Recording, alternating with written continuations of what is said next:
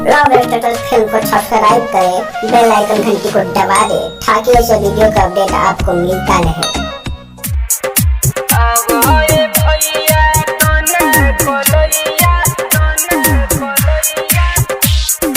आवो ये भैया दोना कलैया, राखी बान्हब हम यही समैया। आवो ये भैया दोना कलैया, राखी बान्हब हम यही समैया। आवो न माथे टीका लगा दी, आवो न माथे टीका लगा दी, आई न कबहू दुखवा बोलैया।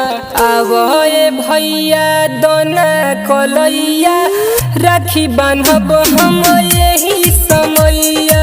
आवो ये भैया दोना कलैया, राखी बान्हब हम यही समैया।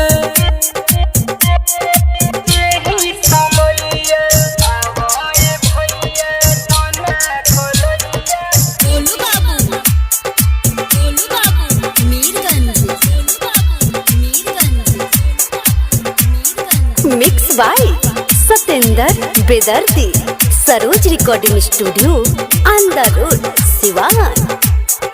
ना चाही सोना ना चाही चानी, तोहरे से प्यार बसाए तने हम मांगी। ना चाही सोना ना चाही चानी, तोहरा से प्यार बसाए तने हम मांगी। बरसात रहे अमृत के धारा, बरसात रहे अमृत के धारा, ओतने तू प्यार हमरो बरसई ह। आवो ये भैया दोना कलैया, राखी बान्हब हम यही समैया। आवो ये भैया दोना कलैया, राखी बान्हब हम यही समैया।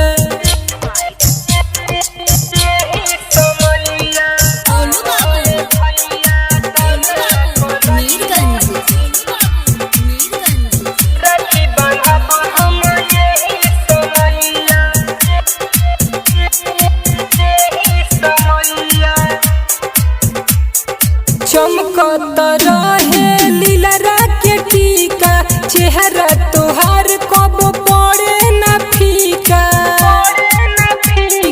चमकत रहे लीलरा के टीका, चेहरा तोहार कब पड़े न फीका। प्रमोद प्रिंस औरी कहे सतेंद्र, प्रमोद प्रिंस औरी कहे सतेंद्र, अमन राजीव के साथे लियई ह। आवो ये भैया दोना कलैया, राखी बान्हब हम यही समैया। आवो ये भैया दोना कलैया, राखी बान्हब हम यही समैया। आवो न माथे टीका लगा दी,